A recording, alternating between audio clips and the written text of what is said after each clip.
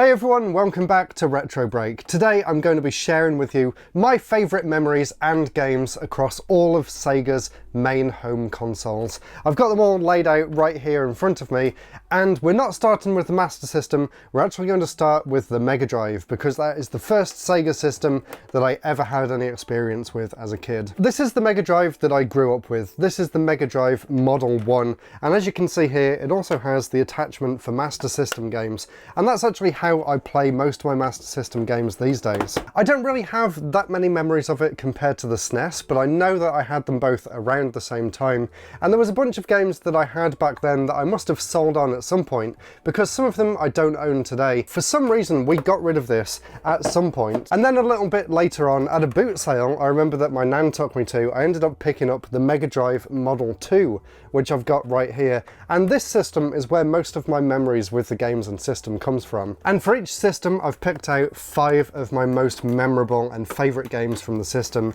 Of course, the game that I have the fondest memories playing is Sonic 1, and that was back when I had my original version of the Mega Drive that we've got here. It's so nostalgic to me, playing this game in 50 Hz with the really low frame rate and the slow music and everything. It really brings back a lot of childhood memories, but it is very, very difficult to go back and play the original PAL version today. And back then I was just awful at the game. I couldn't get past Marble Zone, no matter what I tried to do. There's the bit at the end of Act 2, I think, where you're jumping across the bits at the top and you can fall down, and I just kept falling down and having to redo that entire section over and over again, and it was so frustrating to me. Obviously, as an adult, I've been back and completed the game many times, but I wish I could have done so as a kid. Another early game that I have really fond memories of is Mega Games, in particular Mega Games Volume 2. Just look at the list of games that this comes with. This is an incredible value for money cartridge, and it's also the reason that I found out about a lot of these franchises in the first place,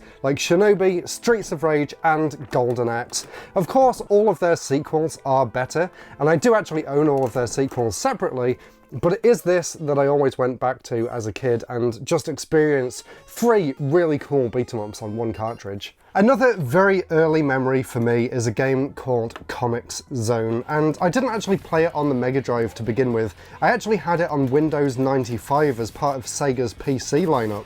But when I got the game on the Mega Drive, all those memories came flooding back. And it's such a cool action beat-em-up with some of the best 16-bit graphics around. And I remember when I used to play it on the PC, I thought it was just so atmospheric and it was so cool. Obviously, as a kid, like I said with Sonic, I really wasn't very good with games, so I didn't get very far in the game at all, but I really enjoyed my time with it. And I've been back more recently and played this a lot more, and I really do enjoy it.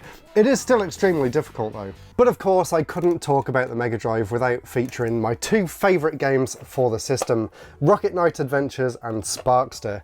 Now, I don't actually know whether I've shared the story of when I actually found out about Rocket Knight Adventures in the first place, but it was actually just after I got this Mega Drive Model 2 from the boot sale. So my auntie and uncle at the time used to go to boot sales all the time, and they would bring home just a box of random games. And as well as that, something else that I should mention in this video, they also brought back the Mega CD as well. And as you can see, I've got my Mega CD and Mega Drive Model 2, and I wasn't really a huge fan of any of the CD games. They did bring me a bunch of them too. Well, Road Avenger was pretty fun, but apart from that, I wasn't a huge fan of the CD games.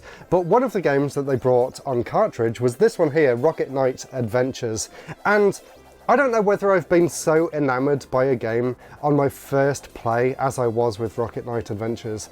I put it in and literally time just disappeared, and this fast became one of my favourite games of all time, and it was actually one of the reasons why I started making my YouTube channel all the way back like almost 20 years ago at this point. So I really do hold Rocket Knight Adventures in very high regard, and honestly I feel like if it wasn't for me discovering this game completely at random, then I wouldn't have built up such a big collection of Mega Drive games in general, trying to recapture the feeling that I felt when I discovered this game for the first time. And then of course, when I was in college many years later, I discovered Sparkster, which was the sequel to Rocket Knight Adventures, and while I don't think it's quite as good as the original, this did mark the first time when I actually put some proper time and effort into actually studying what games are out there for systems, and I found a sequel to my favourite game, and I picked it up and I absolutely loved it, and I still haven't done a video on this game. I really need to rectify that at some point, so let me know down in the comments below whether you would like to see me do a video on Sparkster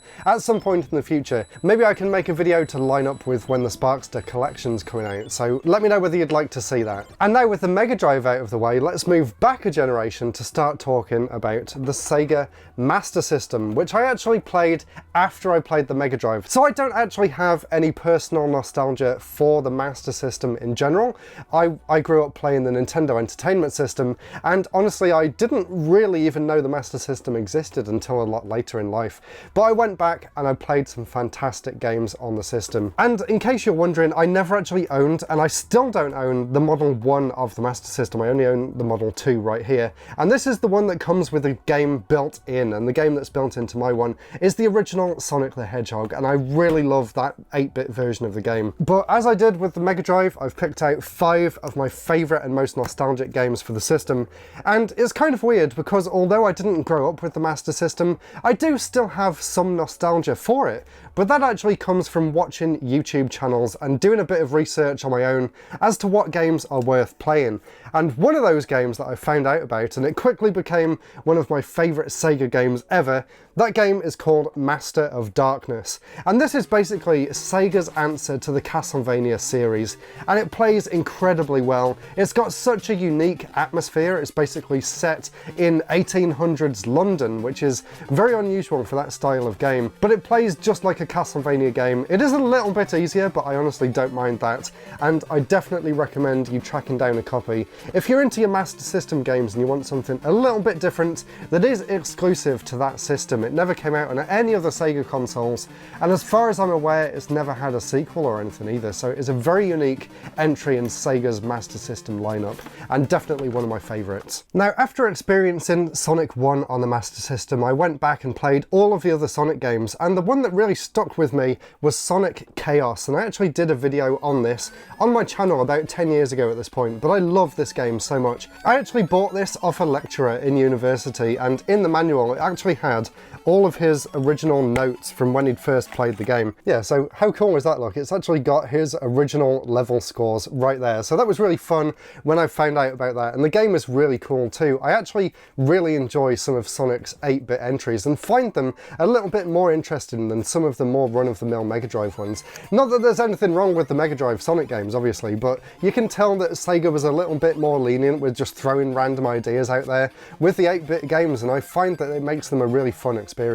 So definitely check them out if you're a Sonic fan, but you haven't gone back to experience some of those 8-bit games, because they're definitely worth playing on their own. Another one of those games that I found out about thanks to the internet was Golvelius Valley of Doom, and I found out about this one thanks to Happy Console Gamer. He would constantly go on about how it's one of the best action RPGs ever made, and I have to agree with him. I picked this one up fairly recently, maybe like 8 or 9 years ago at a gaming market, and I fell in love with it from the moment I turned it on. It is super well polished, and it's just a really cool adventure game. I honestly prefer this to the original Legend of Zelda. I know that may be a bit of a controversial opinion, but I really do think this is more fun to play. And now for a game that I literally think is one of the best games ever created. This is Wonder Boy 3 Dragon's Trap, and this has all the hallmarks of a fantastic 2D action platforming / RPG kind of game. It really is, in my opinion, the pinnacle of the Wonder Boy series. I never enjoyed the Mega Drive one quite as much as I enjoyed this, and the remake that they came out with a few years ago on the Switch was just incredible, but I still really enjoy going back and playing the original as well. And you can see that a lot of more modern games like the Shantae series, or even kind of some Metroid games in some ways, took some inspiration from this game, and it really stands tall as, in my opinion, the best game on the Master System, and one of the best 8-bit games in general. It really is an incredible game, and if you're into gaming and retro gaming, and even game development and design, you really owe it to yourselves to play Wonder Boy 3 Dragon's Trap. It really is an incredible experience. And the final game for the Master System is a game that did come out on other systems, but this one is completely unique because Sega actually made this version of the game themselves. This is Ninja Gaiden. And this also might surprise some people, but I actually much prefer this over the much more popular NES version of the game.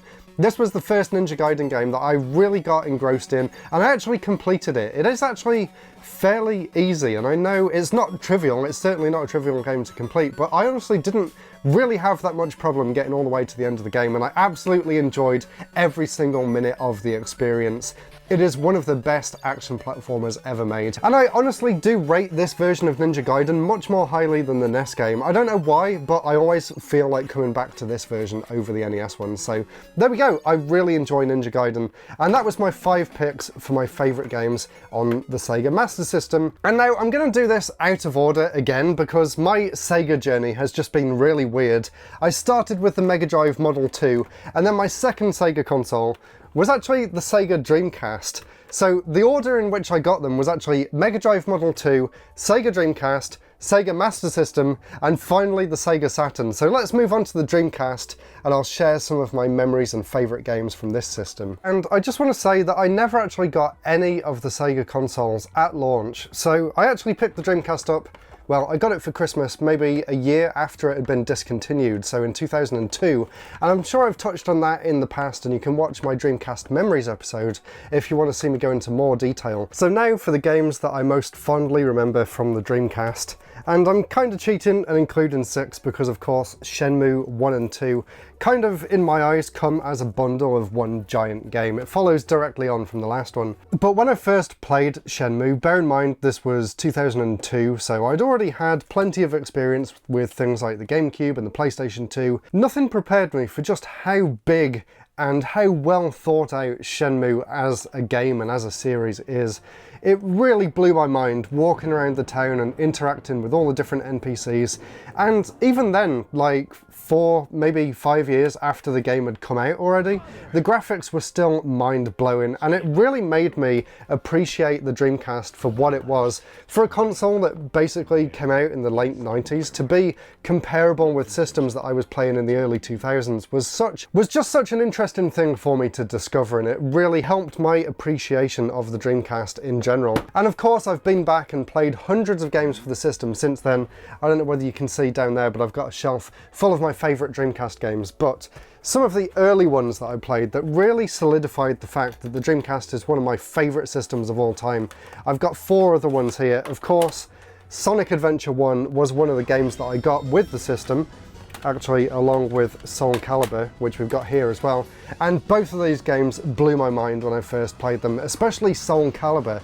Oh my god, the graphics and how smooth this game is and how well it plays, it really was an incredible experience. And the same with Sonic Adventure. Both of these games, along with Shenmue, solidified in my mind that the Dreamcast was one of my favourite systems. And 2 other early ones, and these are 2 that I actually got from GameStation, I think.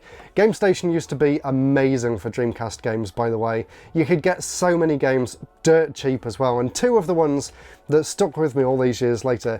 San Francisco Rush 2049, what an unbelievably cool futuristic racing game by Midway, and I just love this game. It's my favourite arcade-style racer in that genre. And the other game was MDK2, a really cool 3D action adventure game with an interesting cast of different characters that you can play as throughout the game, and really interesting controls that kind of took a little bit of time to get used to, using the face buttons to move and the analog stick to look around, because obviously the Dreamcast only has one analog stick, which was kind of to its detriment, especially compared to the systems that came directly after it. But even so, MDK2 really holds its own as a really cool third-person action platformer for the system. So that is just a very short look at some of my favourite games, but I have done several other videos on the Dreamcast in the past, so definitely check them out after this one. And now let's move on to my final Sega system here, the final one that I experienced, even though it was only in around 2008 maybe, when I was in college, and I got obsessed with the idea of getting a Sega Saturn. So I eventually ordered one off eBay, along with a bunch of games that I'd been doing a load of research about, and I've got 5 of my most memorable games right here. Of course, if you've been around on the channel, you know exactly what this first game is going to be, and this was the entire reason that I wanted a Sega Saturn in the first place, and that is, of course, Nights into Dreams. I'd been doing so much research and so much like reading into the background of this game and why it was so good and how to play it properly, and the story with Yuji Naka and how Sonic Team kind of had a troubled life cycle during the Saturn development, that I knew I had to get this game. And obviously that quote from Shigeru Miyamoto where he said that the one game he wished that he'd made was Nights into Dreams. I don't know whether that quote's true or not, but it was definitely a reason why I wanted to play this, and I was not disappointed. In fact, it's still in possibly my top 10 games of all time. It really holds a very special place for me, and it's such an incredibly unique and different take on any kind of game genre, and it really all came together absolutely perfectly. I can almost say that I prefer this over Sonic Team's actual Sonic games. It is that good. And of course, to go along with Nights, another Sonic Team classic that I actually only got a few years ago, and this is one that I'd been saving up for, and I finally found it. And actually we traded in a bunch of stuff from CEX and I got it using the money from that. But that game is Burning Rangers, and it's very, very impressive for the system. You can tell that we're really pushing the system to its limits with 3D capabilities. This game is just so impressive from a technical level, but it's really fun to play as well. And again, it basically showed Sonic Team just at its creative best. They basically threw any genre expectations out the window and came up with this really fun firefighting game here, and it's got such a cool and unique style, and more people need to play it, although it is kind of difficult to find these days. Now we are going back to my childhood with this next game. This is actually one that I experienced as a kid on the PlayStation, and when I got round to getting my Sega Saturn, I tried to track down a copy and I found it, and the game is called Pandemonium. This was one of those games that I used to play in one of those child play center things where they had sort of PlayStations set up with TVs with built-in controllers and things, and Pandemonium was always the game that I went back to. And it's just a really great game, and I was so happy when I found it for the Saturn, and it lived up to all of my memories of the game as well. And it's a really fun 2.5D platformer, and so is this next game. This was another one, kind of like Rocket Knight Adventures, that I just stumbled on. I think this one might have came from a boot sale as well, and this again was one of those games that I didn't really have any expectations for. But when I sat down and played this for the first time, everything just clicked, and it turned out to be one of my favourite Sega games. If you've never played Clockwork Knight, I definitely recommend it. It has a kind of Toy Story vibe, and it's just so much fun to play. And I did later on go back and get the sequel as well, although I haven't played this one nearly as much as the first game, so I really need to try and change that. Maybe I'll do it on a stream in the future. And one last game here for the Saturn, and the last game for this video, and another game that quickly became one of my favourites when I first played it. This is of course Panzer Dragoon, the original.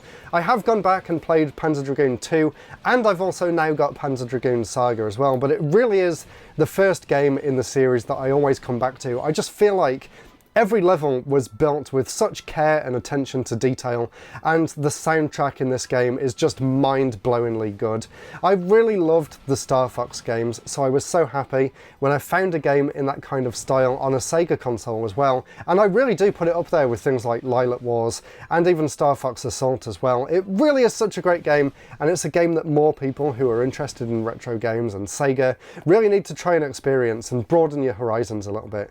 And I really can't wait to play Panzer Dragoon Saga as well. When I've got a few weeks free, I'm going to free up some of my schedule and play it over on stream. So there we are, that was my memories and journey through Sega's consoles. Let me know your own personal journeys through these systems and some of your favourite games too, down in the comments below. And I really hope you enjoyed this style of video, and I'm definitely planning on doing more soon in the future too. If you want to see my Nintendo one of these, then click that video up there to watch the home consoles, or click that video there to watch the handhelds, and I'll see you all again very soon. Goodbye.